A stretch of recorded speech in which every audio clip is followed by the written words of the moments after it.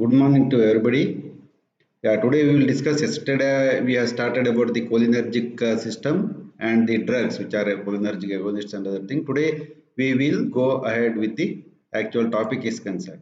I think you are all can hear the cholinergic system and the drugs.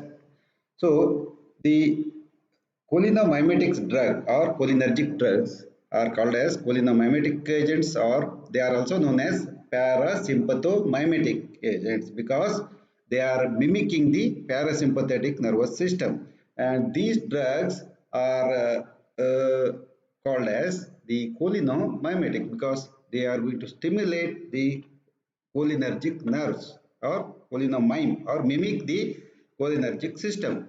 And so these drugs which produce action similar to that of the acetylcholine, that's why they are called as the cholinergic drugs. So either by directly interacting with cholinergic receptors, or they are also known as cholinergic agonists, or by increasing the availability of the acetylcholine at these sites, or they are also known as anti-cholinesterase drugs.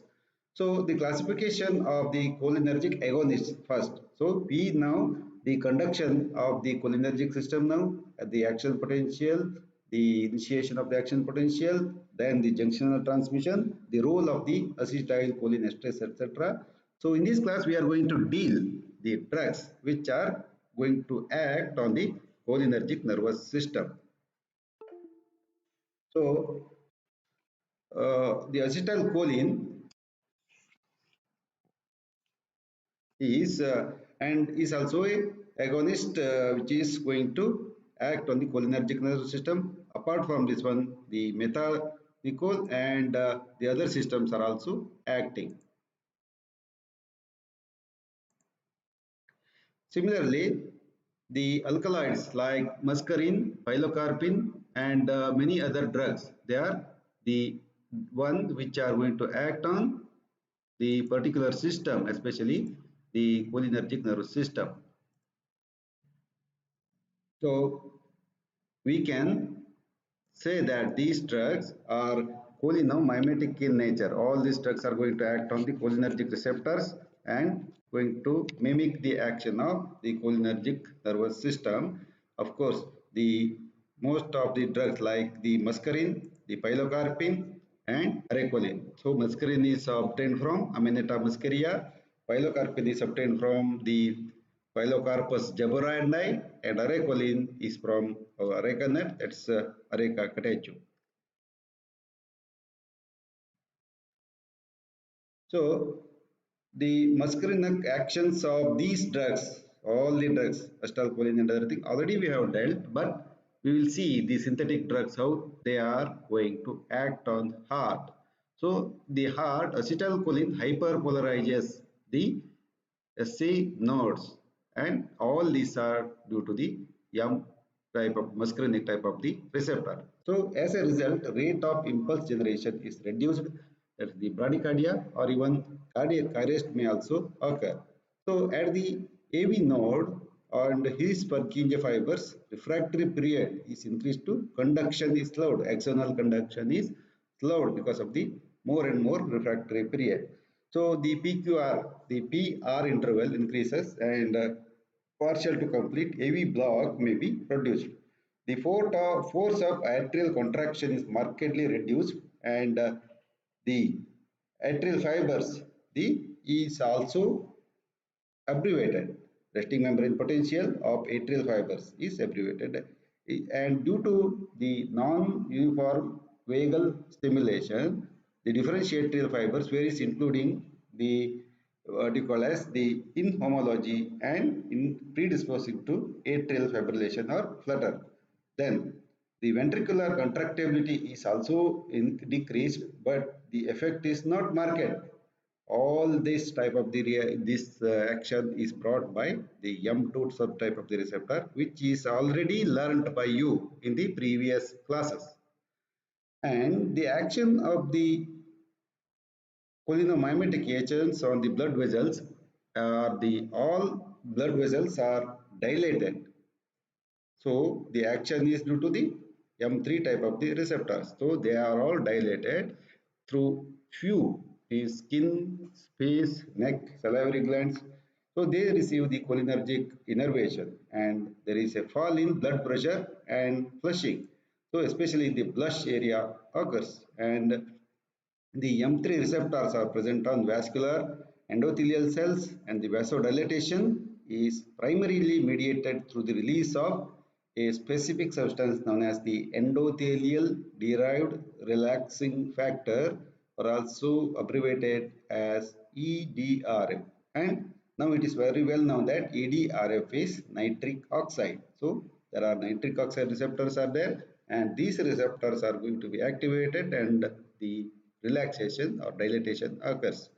The phospholipase C and the inositol triphosphate versus the diacylglycerol pathway. Diacylglycerol pathway activates endothelial nitric oxide synthase through the calcium calmodulin mechanism. And when the endothelium is damaged by disease, acetylcholine can diffuse to the vascular smooth muscle and cause vasoconstriction via M3 receptor located on the plasma membrane. So these mechanisms are once again interrelated. So you have to go in deep, especially in these molecular mechanisms.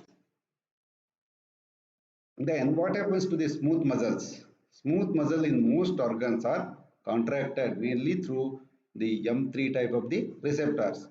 So the tone and peristalsis in the gastrointestinal tract is increased and sphincters relax, abdominal cramps and evacuation of the bowels. And peristalsis in ureter is increased and almost all the smooth muscles of the gastrointestinal tract it is going to increase the contraction of the smooth muscles. Contraction of the smooth muscles is increased to a greater extent.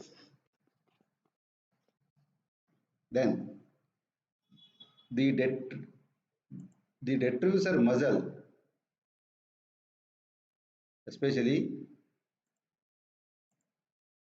detrusor muscle and the contracts detrusor muscle of the bladder contracts while the bladder is trigone and sphincter relaxes voiding the bladder especially and the bronchial muscles constrict. Asthmatics are highly sensitive for bronchospasms and dyspnea.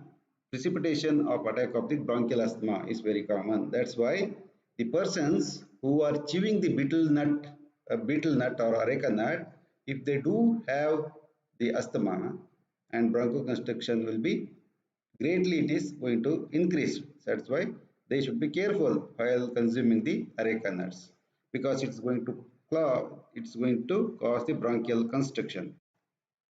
And the glands, especially most of the glands, all parasympathetic innervated glands are increased via the secretion and activity will be increased by M3 and some M2 receptor.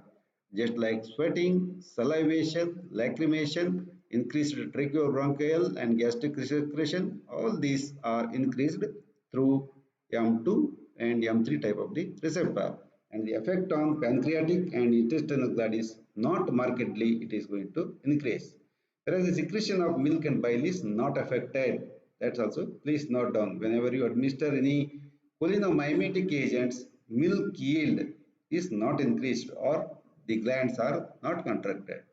And contraction of the eye or iris, there is meiosis means constriction of the pupil and contract. This is brought out by the contraction of the ciliary muscles of the eye and spasms of accommodation, increased flow of flaccidity, reduction in intraocular tension, especially in glaucomatous patients. So there is always they are going to increase the tension and glaucoma is going to be increased and worsened. Then the nicotinic actions, these are all the muscarinic actions, whatever we have dealt. These actions are brought about by M1 to M3 receptors and also M5 type of the receptors. And the nicotinic type of the actions, autonomic ganglia, the receptors are present in autonomic ganglia and the central nervous system and also the skeletal muscles. And autonomic ganglia, both sympathetic and parasympathetic ganglia, are going to be stimulated. And this effect is manifested at higher doses, especially in the high doses of the cholinomimetic agents. And high doses of acetylcholine given after atropine causes tachycardia because the receptors are going to be blocked and the tachycardia occurs. And rise in blood pressure due to stimulation of sympathetic ganglia and release of the catecholamines. So the whenever you administer the cholinomimetic agent, there is rise in BP is due to the sympathetic ganglia, which is going to secrete the norepinephrine and release of the catecholamine. So what happens on the skeletal muscles? The ionophoretic application of acetylcholine to muscle and plate causes the contraction of the fiber, especially the muscle fiber, the contraction occurs. And the intra-arterial injection of high dose can cause the twitching and fasciculations. It's going to cause such actions. And IV injection is generally without any effect due to rapid hydrolysis of the acetylcholine. So acetylcholine esterase is present in the junction of every cholinergic neuron, and whenever the acetylcholine is in excess with that of the acetylcholine esterase, it is going to be very fastly destroyed, whereas the norepinephrine is not like that.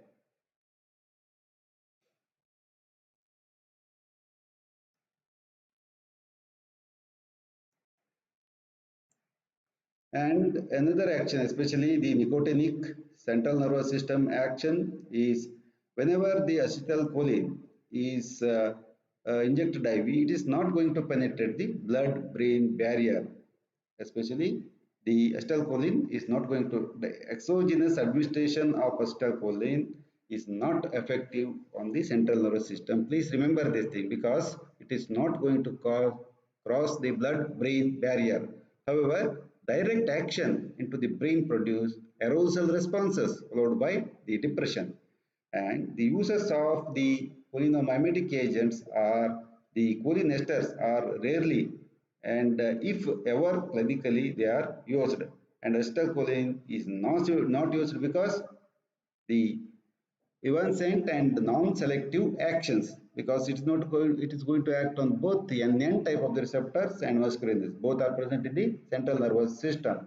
And methacholine was occasionally used to terminate the paroxysmal supraventricular tachycardia, which is mediated from central nervous system, but it is not at all used nowadays.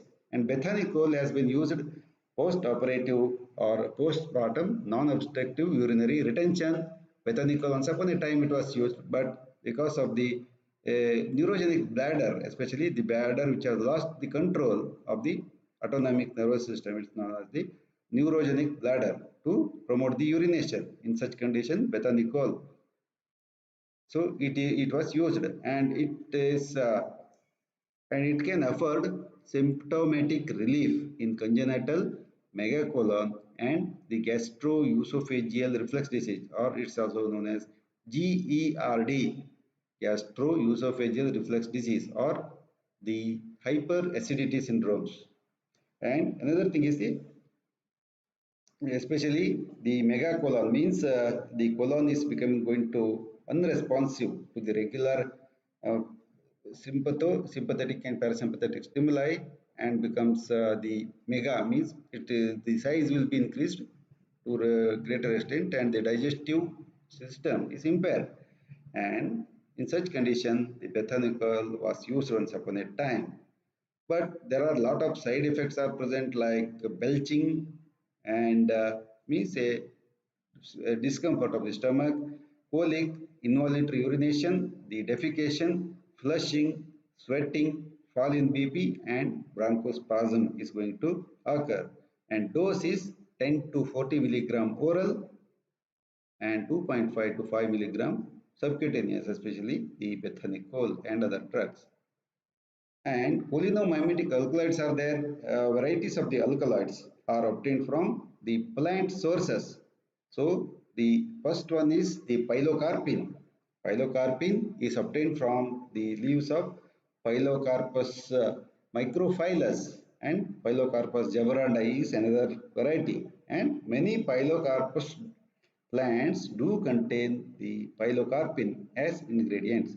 So it has prominent muscarinic action, especially the pilocarpine, and also stimulates the ganglia and has got the nicotinic action, and mainly through the ganglionic muscarinic receptors. So in ganglia, both type of the receptors are there, muscarinic and nicotinic. So the action is initiated by the ganglionic muscarinic type of the receptors, and the small doses generally cause fall in blood pressure because it is the muscarinic in action. They fall in the blood pressure because it is going to act on the heart and going to decrease the heart rate, and because of this thing there is decrease in the blood pressure, and higher doses elicit rise in blood pressure and tachycardia, which is due to the ganglionic stimulation through ganglionic muscarinic receptors.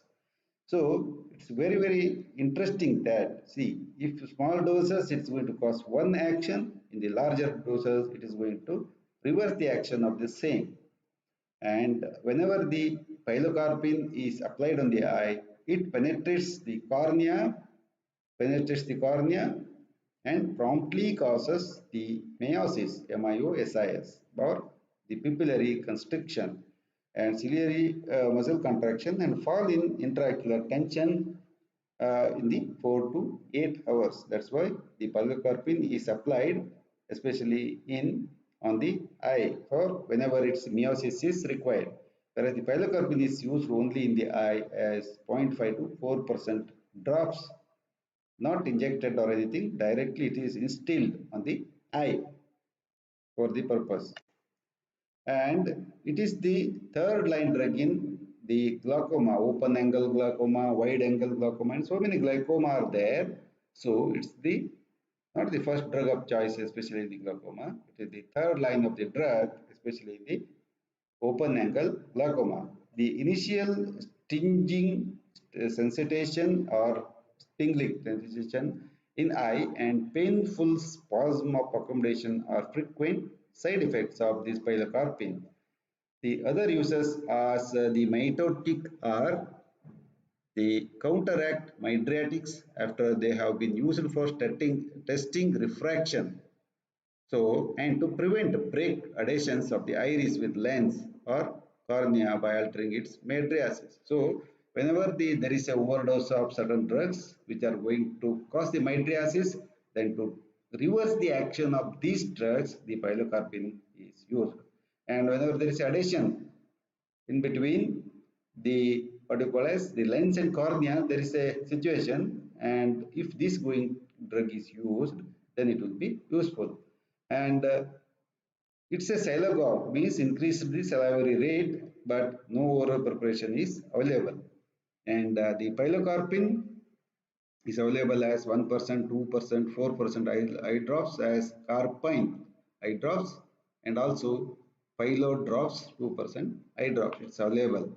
And the muscarine, especially, so muscarine is another drug by which the name muscarinic receptors were come because of the effort of Sir Henry Dale. He isolated this muscarine from Amanita muscaria and inocybe species of the mushrooms. So muscarine is present in Amanita muscaria and inocybe Amanita and inocybe species of the drugs, and inocybe species, and has only, it is not muscarinic actions, muscarine, that's why the name muscarine. So it is not used therapeutically because it is having lot of toxicities, muscarine, just for the diagnostic purpose and characterization of the receptor purpose it is used, not for the therapeutic purpose to a greater extent.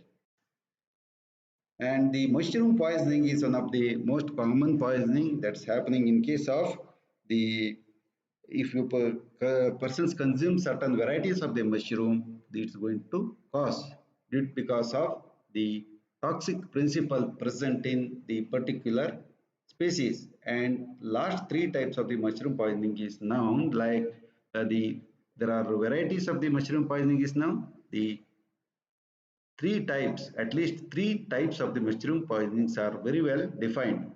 Especially the number one is muscarine type, or it's also known as early mushroom poisoning. Number one is called as the early mushroom poisoning due to the inocybe and related species of the mushrooms, especially inocybe.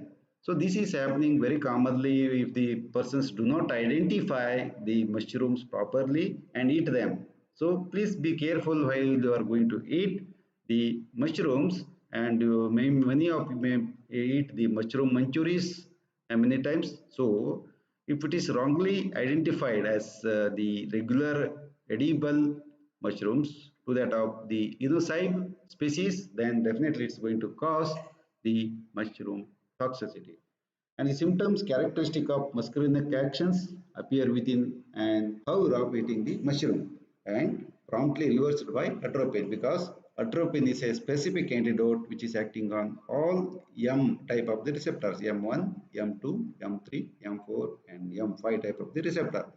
And the second mushroom poisoning is of the hallucinogenic type, and this is due to the muscimol and other isoxazole compounds which are present in Amanita muscaria and related mushrooms in the larger quantities and rather than the muscarine. So hallucinogenic effect is due to the muscimol and isoxazole are the two compounds which are derived from Amanita muscaria. So it causes the muscarinic, the hallucinogenic effect. These compounds activate amino acid receptors, especially GABA and glycine receptors, and block muscarinic receptors in the brain and have hallucinogenic property. And this manifestation of poisoning are primarily, they are centrally mediated, means see, it is going to act on the central nervous system, and the receptors especially which are present in the brain, muscarinic receptors, they are going to be acted by this particular drug. And there is no specific treatment, and atropine is contraindicated in hallucinogenic type. See, because atropine is going to aggravate, because the it is not an antidote for this particular poisoning is called. And psilocybe mexicana is a mushroom whose principle is psilocybin. Silo, P is silent here. Psilocybin is a tryptaminergic compound. So there is a different mechanism are there. And the third one is the phelodine type, or the phelodine type of the mushroom poisoning. It's also known as the late mushroom poisoning. So it is also a late mushroom poisoning. Late delayed activity of this particular poisoning is there after consumption of the this Amanita phallides and Galerina are related species, and these inhibit the RNA and both protein synthesis. And the symptoms start after many hours and are due to the damage to the GI tract and mucosa, liver and kidney. So this is phelodine type, because the phelodine is the toxic substance, and the treatment consists of supportive treatment. I will not go into the detail about this particular toxicity, and in the course the toxicology, then we can learn about all these toxicities. And the treatment is the thiooctic acid, means some have some antidotal effect. It's also important. And another drug is known as the arecolin, is found from the betel nut or areca catechu, and has muscarinic as well as the nicotinic actions, and including those skeletal muscle end plates. So there is the skeletal muscle end plate, and arecolin hydrochloride is one of the drug.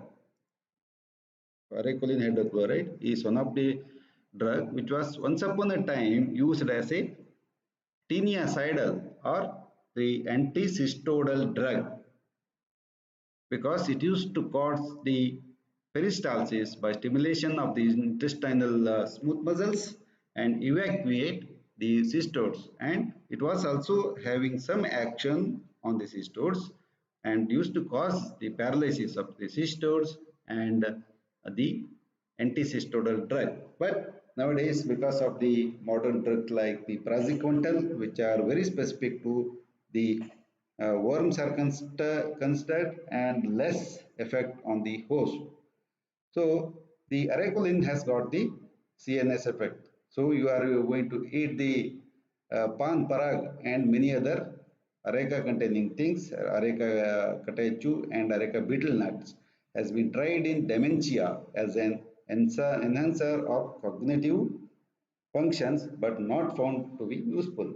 And it is tried, so many drugs are tried, but has no therapeutic use. Recolin has not got any therapeutic or the medical use, whereas the betel nut is very commonly a commercial crop of many countries, including India is one of the biggest producer of the areca nut. Of course, the Western Ghats and also the Davanagere, the Shimoga district part, upper Ghats of the district. So, lot of areca is produced and from this arecolin. Please remember areca nut in areca nut garden and the arecolin. Arecolin has not got any therapeutic effect, but it also acts central the CNS on the central nervous system and also the peripheral activity is present. And now we will deal about the anticholinesterase property, anticholinesterase. Then, so anticholinesterase are the agent which inhibit cholinesterases product acetylcholine from the hydrolysis. So these are known as the anticholinesterase agent. They are also the cholinomimetic agent, but the action is due to the inhibition of acetylcholinesterases. So these produce cholinergic effect in vivo. In vivo means inside the body and potentiate acetylcholine in vivo and in vitro both. And some anticholinesterase have been additional effect on the nicotinic type of the receptor, or else many of the action is brought about by the muscarinic type of the receptor stimulation. And here you can find two type of the agents. One is the reversible agent and another one is the irreversible agent. So some agents are binding with that of the acetylcholinesterase reversibly, and these are called as the reversible agents, whereas some agents like this OPC and other compounds, they will act irreversibly, whereas the reversible agents examples are many examples. Please remember the physostigmine or esarin and the neostigmine, pyridostigmine, edrophonium and rivastigmine, donepezil and galantamine are the carbamates. This is the carbamate category of the anticholinesterase, whereas some of them are the insecticides also, and the acridine compounds are tacrin is the acridine compound, whereas the irreversible agents are two type of the compounds. Once again, the OPCs and some of the carbamates are irreversible acetylcholinesterase inhibiting agents, or diisofluoryl phosphate or diflos is one of the important organophosphorus compound which is going to irreversibly block the acetylcholinesterase enzyme. And ecothiopate, the malathion or diazinon, a famous TIC20 is there, and tabun, sarin and soman. These are the nerve gases, especially they are used in the Second World War. And the above one, especially malathion, DFP, ecothiopate, these are all the what you call as the insecticides. They are the insecticides. And the carbaryl and profoxure are carbamates class, whereas the Began and Savin, all these are the carbamates. And these are all insecticides. They are very potent agents and highly toxic agents, especially the OPC compounds and the carbamates. whereas the irreversible carbamates are less toxic, whereas the irreversible carbamates are highly toxic. And here we can see now the very preliminary structure of the carbamates and OPC. In most of the organophosphorus compound, the phosphorus moiety is there with the three chains R1, R2 and R3, whereas the phosphorus moiety it makes whether the compound is reversible or irreversible, inhibiting agent of anticholine acetylcholine esterase agents. And all these anticholine esterase react with the enzyme acetylcholinesterase and act very similar to that of the acetylcholine, or they are the cholinomimetic agents. The carbamates and phosphates respectively carbamylate and phosphorylate the esteratic site of the enzyme.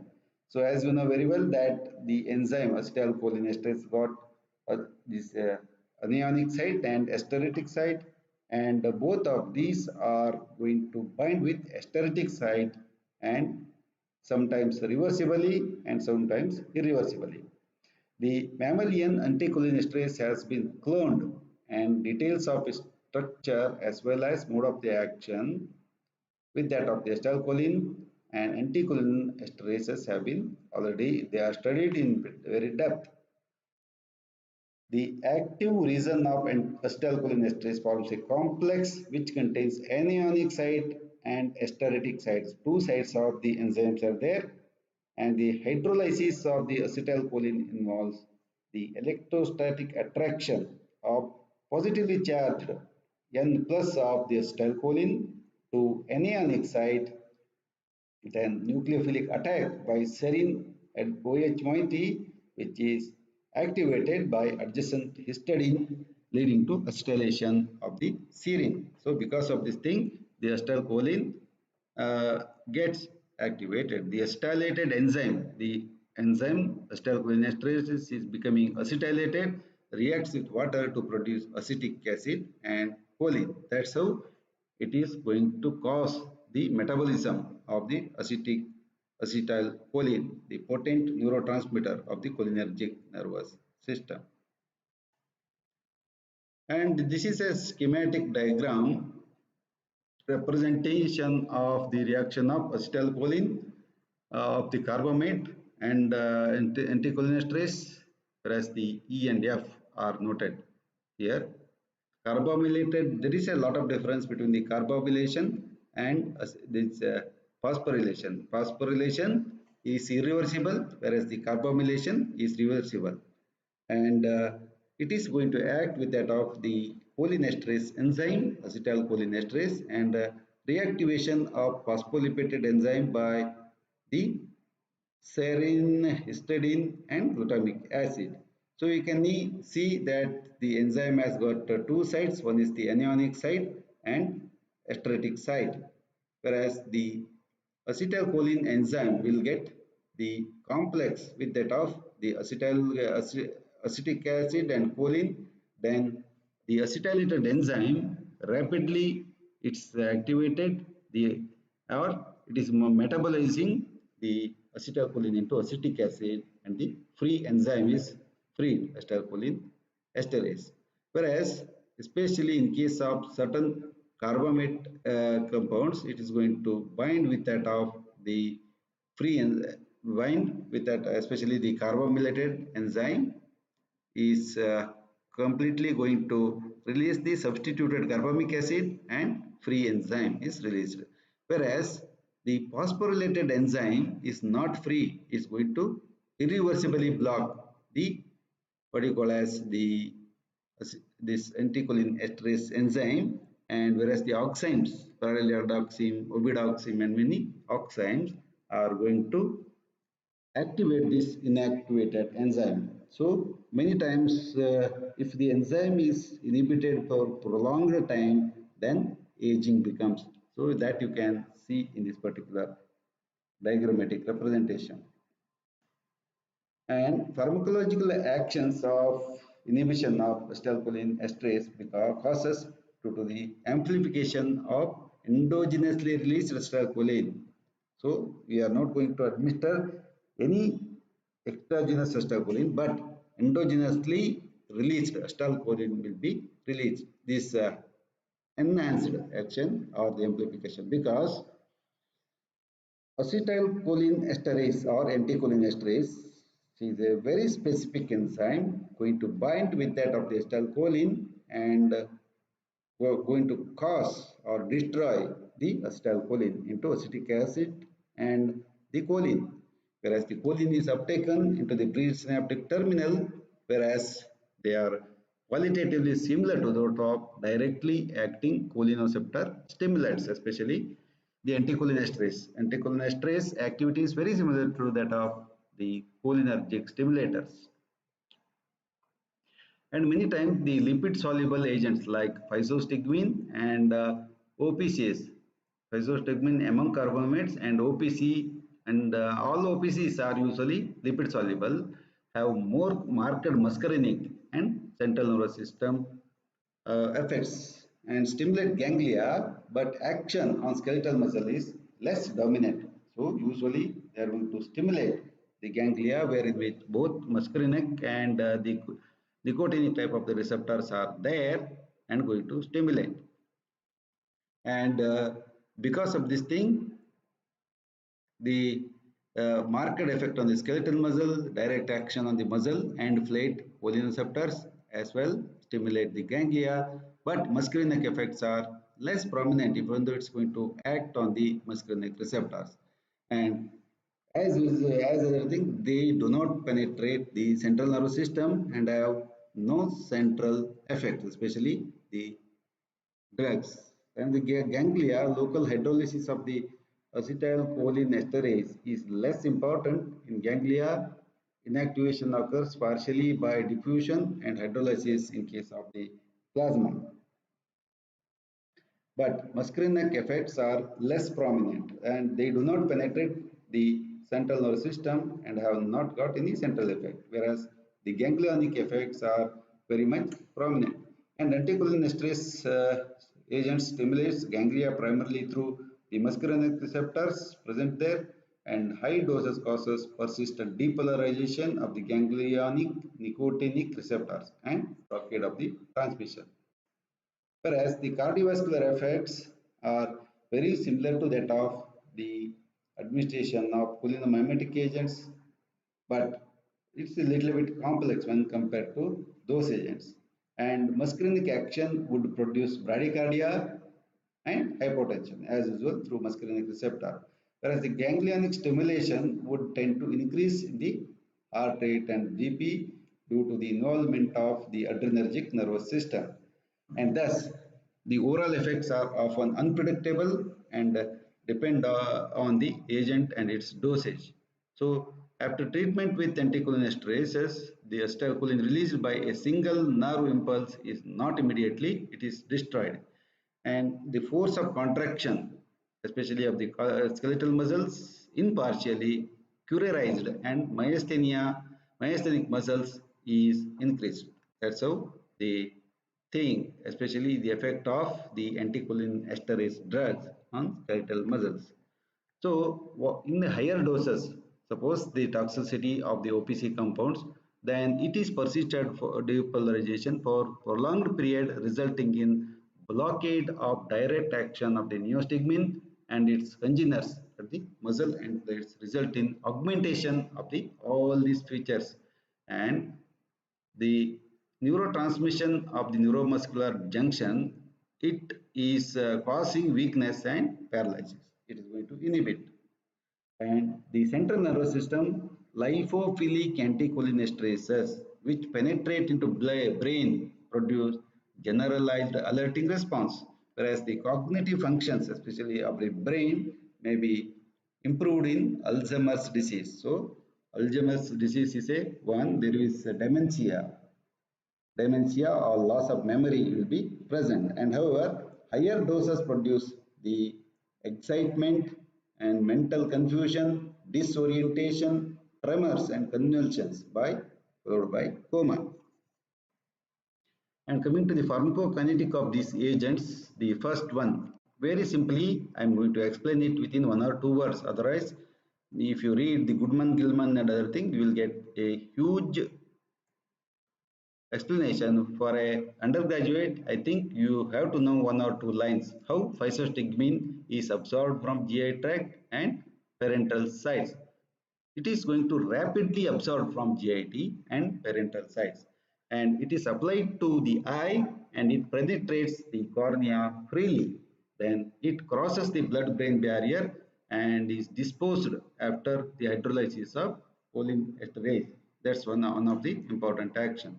Whereas the neostigmine and congeners, there the all these neostigmine, physostigmine and organophosphorus are belonging to anticholinesterase agents. Whereas the neostigmine and congeners are poorly absorbed orally, and the oral dose is 20 to 30 times higher than the parenteral dose. Usually it's always like that.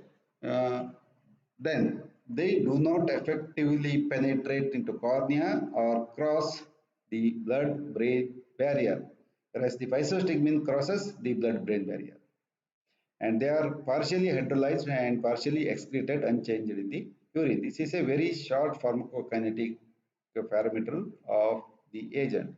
And OPC compounds are absorbed from all sides, including the skin and lungs. So please see that the organophosphorus compounds, especially the malathion, parathion, sumethion, and monocrotophos, etc. All these are the organophosphorus compounds. Any compound ending with phos, like monocrotophos, dicrotophos, malathion, sumethion, parathion, all are organophosphorus compounds. And whenever these drugs are spilled on the skin, they are going to be absorbed into the circulation to very high quantity. So the toxicity is caused, and they are hydrolyzed as well as oxidized in the body and little is excreted unchanged in the urine. So this is the kinetic. Means why it is important to know the kinetic is, suppose the organophosphorus compounds, you have to get remove the toxicity. Means you have, if the organophosphorus compound is spilled on your skin also, it is going to penetrate from the skin's this side, and if you inhale the particular compounds and through the lungs it is going to be absorbed. That's why whenever these pesticides are being sprayed, you will get giddiness and some polynomimetic reactions are also obtained.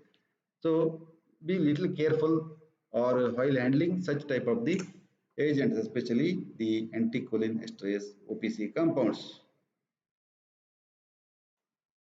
And comparative features of the physostigmine and the neostigmine is like that. The source of the physostigmine and neostigmine, the source of physostigmine is natural alkaloid from Physostigma venenosum, or it's also known as calabar bean, whereas neostigmine is a synthetic agent. The chemistry is the tertiary amine sensitive derivatives, whereas the neostigmine is a quaternary ammonium compound. That's why orally they are not so well absorbed. And the CNS actions are present to the physostigmine, whereas it is absent in case of the neostigmine. And the applied to the eye, what happens? The penetrates the cornea, whereas the neostigmine is not penetrating properly. Whereas the direct action on the nicotinic muscarinic cholinomimetic agents are absent, not nicotinic muscarinic, neuromuscular blocking agents, and present in case of the neostigmine, and the prominent effect on autonomic effector, whereas the prominent effect of neostigmine is on the skeletal muscles.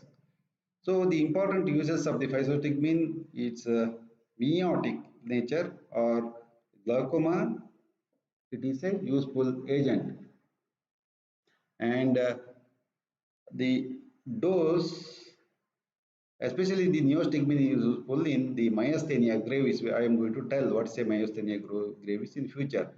The dose is 0.5 to 1 milligram, that oral, and parenteral it is the dose is the same 0.5 to 2.5 milligram subcutaneous of the synthetic agents.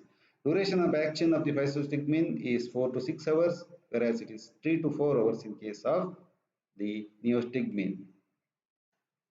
And physostigmine eye drops are very commonly used and prepared freshly in the ophthalmological preparations, whereas the pyridostigmine resembles neostigmine in all the responses, but the dose to dose less potent than the longer acting, and less frequent dosing is required, especially in case of the myasthenia gravis. And embenonium is another drug which is belonging to the same category, long acting congener used in the myasthenia. And adrophonium resembles neostigmine in action, has a brief duration, and suitable only for diagnostic agents of the myasthenia gravis. Adrophonium, especially, it's used in case of myasthenia gravis, in which the antibodies are developed against the receptors. And tacrine is a lipophilic acridine dye compound which interacts with cholinesterase, acetylcholinesterase, in the manner analogous to the adrophonium. And the tacrine crosses the blood-brain barrier and has got a longer duration of action. That's why by increasing the brain acetylcholine levels, it was found to produce some symptomatic improvement in Alzheimer's disease, wherein which there is dementia or loss of memory will be there, especially in the geriatric patients, and have, but it is having a lot of hepatotoxicity, and any drug which is having some effect on the desired effect, many times it will have more and more the untoward or undesired effects. And rivastigmine is another drug, lipophilic, relatively uh, related drug, and it's also a cholinesterase inhibitor. So this rivastigmine is also used in case of the Alzheimer's disease. And donepezil, as we have listed earlier, it is another centrally acting anticholinesterase that has produced cognitive and behavioral improvement in the Alzheimer's disease. So it is long acting and suitable for once daily administration, because most of the other drugs they require the twice daily or thrice daily administration. And galantamine is the natural alkaloid inhibitor of cerebral anticholinesterase, in addition to weak agonistic action on the nicotinic type of the receptor, especially in the neurons. It is being used for the symptomatic relief of the Alzheimer's disease. And diflos or diisofluoryl phosphate, it's a very potent and long-acting anticholinesterase agent. So it is a highly toxic agent. So it is obsolete. And ecothiophate is an OPC compound, but it's having quaternary structure. It's water soluble and was used as a long-acting meiotic. And precautions: the anticholinesterases are contraindicated in sick animals because of the AV conduction defects and hypotensive states. So these should not be used, and they are to be used very cautiously in people with peptic ulcers, asthma, chronic obstructive pulmonary disease, and seizure patients. So many times we are going to use them in the Alzheimer's disease and other conditions, but in certain conditions they are highly contraindicated. But the margin of safety of these agents is very, very low. That's why they are highly toxic, and one should not use them unless it's very much required. And uses of these agents as a meiotic, especially in case of glaucoma, it's used. Meiotics increase the tone of the ciliary muscle attached to the scleral spur and sphincter pupillae, which pull on and somehow improve alignment of the trabeculae, so that outflow facility is increased, so that the contraction occurs and glaucoma is reduced. And pilocarpine is the preferred meiotic, and the action is rapid and long lasting, 4 to hours, and 6 hours to 8 hourly installation is required. And even it can also be used to induce and may fluctuate in the between. And dimension vision, especially in dim light due to the constricted pupil, the spasm of accommodation and brow pain has been frequent side effects. And systemic effects are nausea, diarrhea, sweating. Bronchospasm may occur with higher concentration of the eye drops also because it is absorbed in the circulation and cause all those side effects. And the physostigmine used only to supplement the pilocarpine. And miotics are now third choices of the drugs used for the treatment. And however, they are effective, especially in case of glaucoma, and pilocarpine and is a drug to close the glaucoma and the angle closure glaucoma.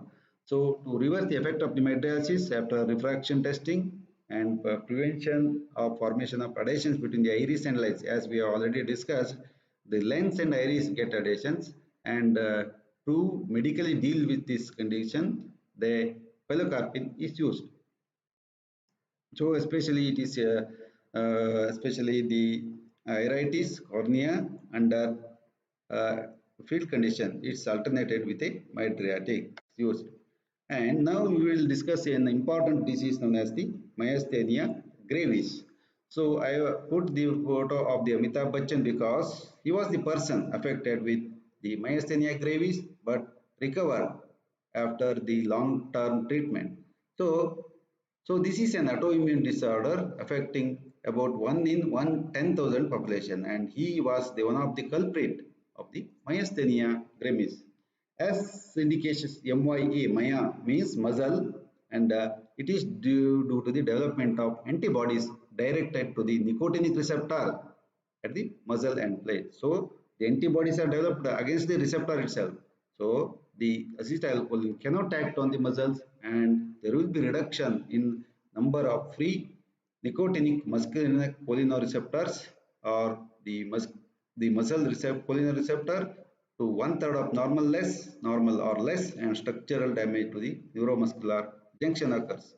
And this results in weakness and easily fatigability or repeated activity. And Big B or the Amitabh Bachchan, he suffered a lot from the myasthenia gravis, which occurred during the film shooting of the Coolie film, and the eyelid, external ocular, facial, and pharyngeal muscles are generally involved very first, and later limb and respiratory muscles get affected. This is the pattern of this myasthenia gravis, and we will see what are all the clinical signs of this myasthenia gravis. So the what happens here, the motor nerve end plate, the population of nicotinic receptors available at the muscle end plate for binding with that of the acetylcholine is markedly reduced due to their obliteration by nicotinic receptor antibodies. See here, when the action potential arises in the cholinergic nerves very near to the neuromuscular end plate, whereas it is going to be released, exocytosis occurs, then the acetylcholine is released. But instead of the receptors, freely available receptors, the antibodies are developed, and the antibodies will be bounded to receptor prior to the occupation of acetylcholine. So please see that the antibodies developed against the receptors, especially the acetylcholine receptors, will make the acetylcholine not to act on the particular type of the receptor. So acetylcholine esterase molecules located strategically at the muscle and plate rapidly hydrolyze the acetylcholine. So the acetylcholine cannot stay here for a long time, so it is getting destroyed by the anticholine esterases, acetylcholine esterases. And anticholine esterases inhibit acetylcholine esterase, allowing the same acetylcholine molecules to repeatedly interact with the available the nicotinic receptors, and frequency of acetylcholine and nicotinic interaction is increased. That's why so many times it is going to cause the what you call as the weakness of the muscles, especially weakness of the skeletal muscles only. And here also you can see that in a normal case the neuron is especially supplying to that of the muscle is going to secrete the acetylcholine, it's going to open the sodium channel and going to cause the contraction of the skeletal muscle. Whereas in case of myasthenia gravis, the receptors are already blocked by the antibodies and hence the acetylcholine cannot act and no muscle contraction is obtained.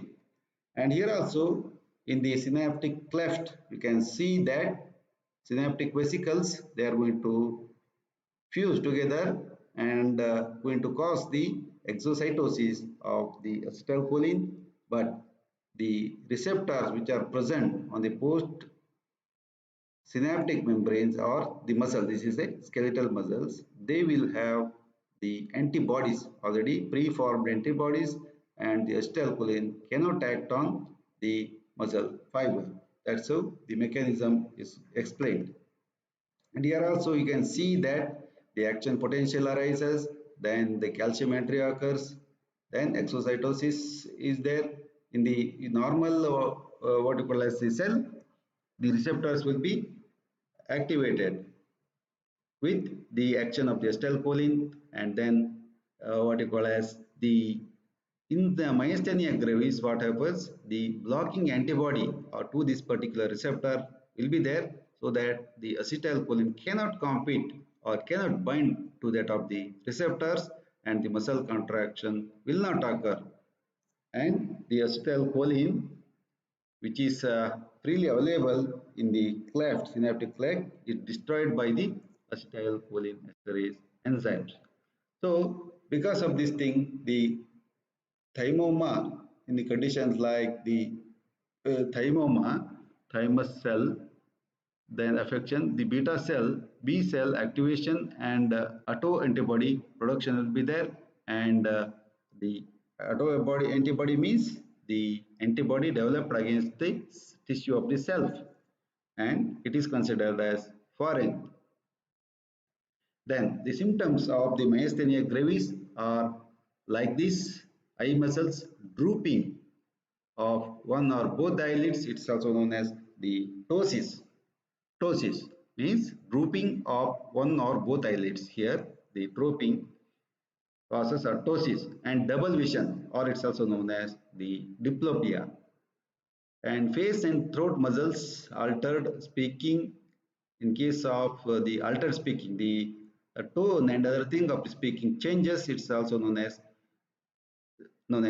the dysarthria, and difficulty in swallowing, dysphagia, and the problems of the chewing because of the muscles, especially the jaw muscles, are going to be affected. Limited facial expressions.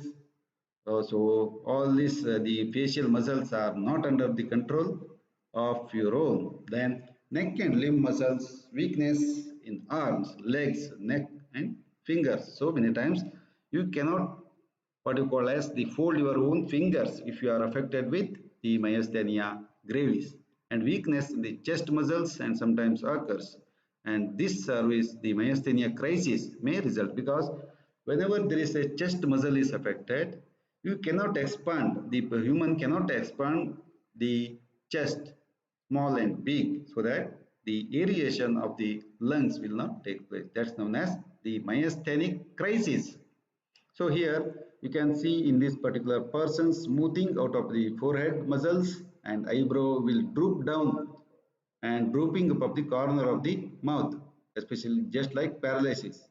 And we can see some more pictures. Here you can see that this is drooping or ptosis of the eyebrow. He cannot open, he or she cannot open the eyelids whenever such disorders are there.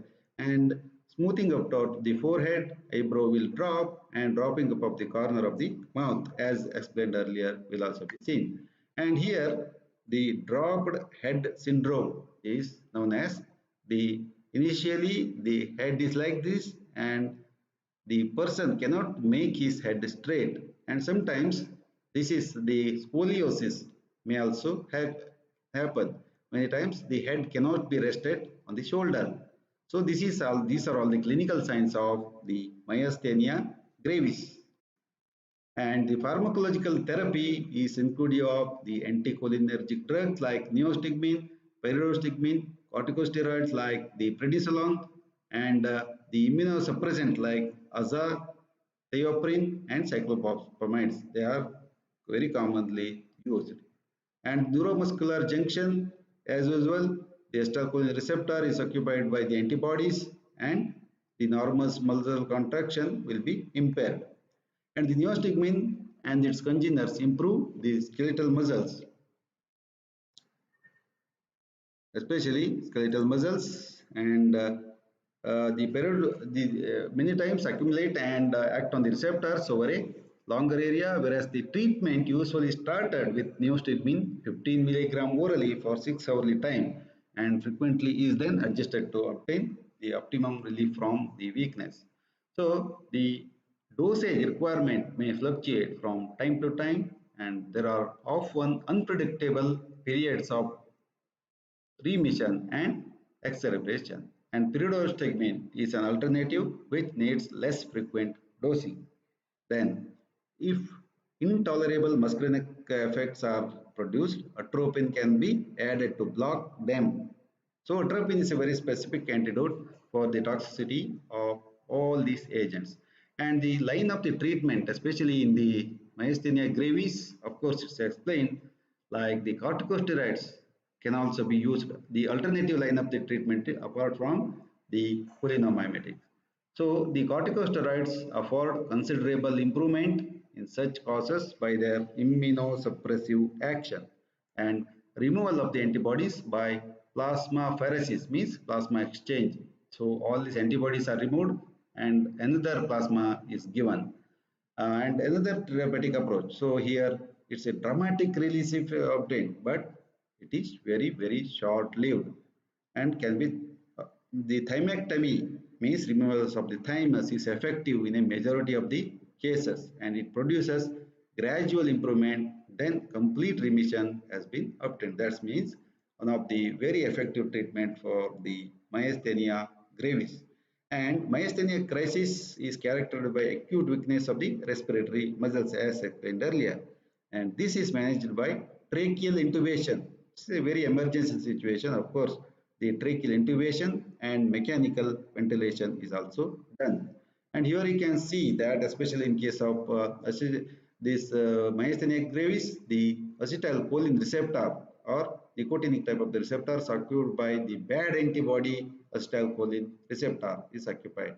Then this infusion of the IVIG causes the means antibody against this antibody, so that it will have a good antibodies against the bad antibodies. That's why the receptor will regain. And here also we can see that autoantibody production in myasthenia gravis is another type of the receptor in which the B cell is converted to plasma cell and the varieties of the antibodies against the antibodies are produced. Antibody production, and these are going to block with that of the nicotinic antibody receptors, and the suppression of the autoantibody production will be there. And especially in case of thymectomy is done, and especially in case of respiratory muscle paralysis, we can see that the thymus gland is totally amputated, so that the symptom will permanently disappear. And the diagnostic tests for myasthenia gravis, how do we can diagnose? Let's say the ameliorative test, initially adrophonium 2 milligram is injected IV as a test dose. If nothing untoward actions, then the remaining 8 milligram is injected after 30 to 60 seconds. And reversal of the weakness and short-lasting improvement in the strength of the affected mucus occurs in the myasthenia gravis and not other the muscular dystrophies.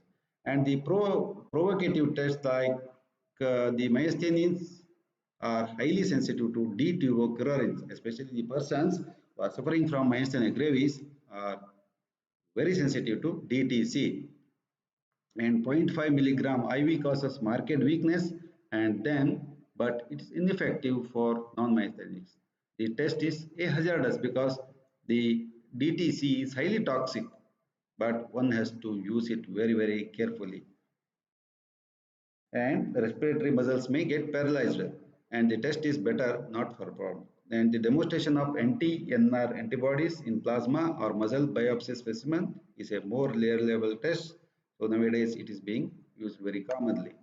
And anticholinesterase, especially the anticholinesterase poisoning, will deal a very brief about the. Anyway, we are going to learn the poisoning of these anticholinesterase agents, and extensively used.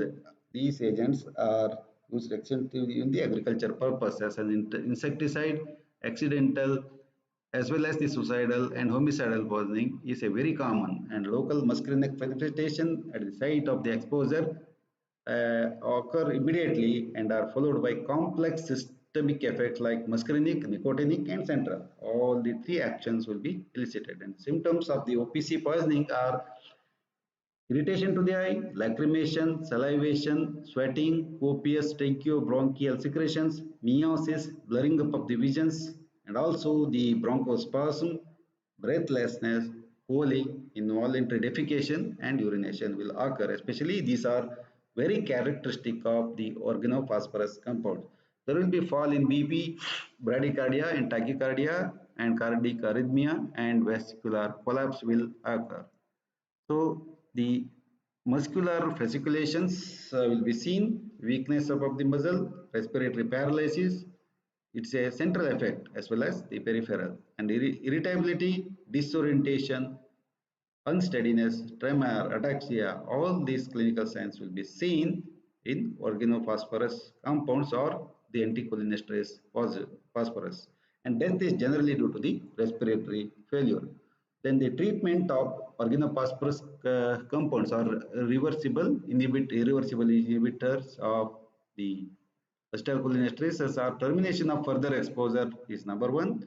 Fresh air, wash the skin and mucous membrane with soap and water, and also please do the gastric lavage and as per the need, especially in case of the dogs and humans this can be done, but it's very difficult to do in case of the large animals like ruminants. And maintain patent airway, positive pressure, respiration if it is falling, and supportive measures like maintain blood pressure, hydration, control of convulsions with judicious use of the diazepam can be used. And the specific antidotes for the treatment of organophosphorus compounds is atropine. Atropine is the only antidote for the naturally occurring sympathomimetic amine, the cholinomimetic amines, then the organophosphorus compounds. It is highly effective in counteracting muscarinic symptoms, but higher doses are required to antagonize central effect. It has not got any effect on the nicotinic type of the receptor, and it does never reverse the peripheral muscular paralysis, which is a nicotinic action. And all cases of anticholinesterase or carbamate or the OPC poisoning must be promptly given atropine 2 milligram per kg. Please remember the dose of atropine in organophosphorus compounds, especially carbamates or OPCs, are given as 2 milligram IV repeated 10 minutes till dryness of the mouth or other signs of atropinization appear. That means you can give the atropine up to 200 milligram per day in a day. That means the 2 milligram IV initially followed by every 10 minutes till 200 milligram, and continued treatment with maintenance dose may be required for 1 to 2 weeks until the complete recovery of the animal, or many times the relapse may also occur.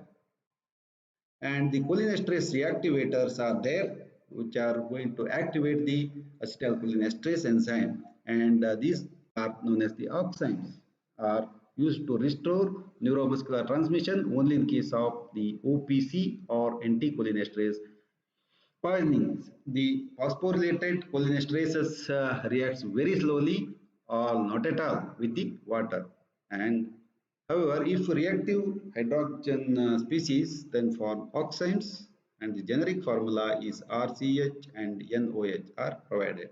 Reactivation occurs more than a million times faster, and the pyrrolidoxime or 2-palm has positively charged quaternary nitrogen, and it is attached to the anionic site of the enzyme which remains unoccupied in the presence of OPC compounds. So, pyridoxine is effective antidote to carbamate or anticholinesterase poisoning like the physostigmine, neostigmine, carbaryl, and profloxacin. And because anionic site of the enzyme is not free to provide attachment to it, it is rather contraindicated in the carbamate poisoning, especially the 2-palm. It itself become poisonous. So because of not only it does not react with carbonyl enzymes, it has we got weak anticholinesterase of its own. That's why it is not indicated in case of the carbamate poisonings.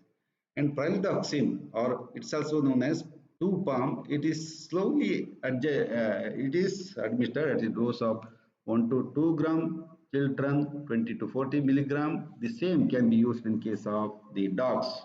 Another regimen is 30 milligram IV loading dose followed by 8 to 10 milligram per kg per hour and continuous infusion till recovery.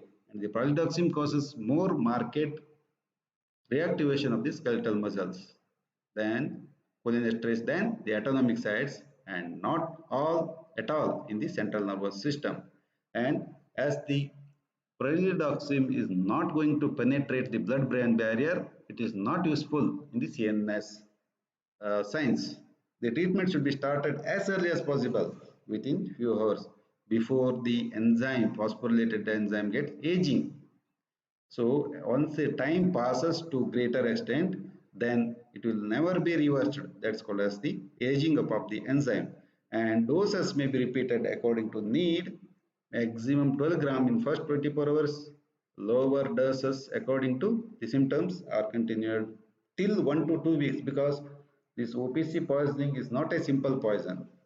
It is highly potent poisoning and causes irreversible inhibition of the cholinesterase enzyme. The use of enzymes in OPC poisoning is secondary to that of the atropine. First, always you have to administer atropine followed by 2-palm because the receptors need to be first blocked, then the enzyme need to be activated. So there are other enzymes like the obedoxime, more potent than pyridoxine, and diacetyl monoxime or DIAM. It's also there other than the pyridoxime, but the pyridoxime is very commonly used. And here you can see that pyridoxime iodide injection, it's available as 500 milligram because when you become the veterinarians or the practitioners or the medicos, you need to use these drugs very repeatedly because many times the homicides and suicides are 90% are due to the consumption of organophosphorus pesticides. So this is a antidote against organophosphorus poisoning, and the 500 milligram is available in 20 ml ampule is available, and the cost is about 175 rupees. And the palm injection is also there are two ampoules of 2-palm is available 20 ml each, and it will be sufficient to treat a adult human being. And that's end of the cholinergic drugs, especially used in case of the varieties of disorders, especially the particulars, the Alzheimer's disease, the OPC poisoning, and many more we have done. And in the next class, we will deal about the cholinergic agents and the other drugs.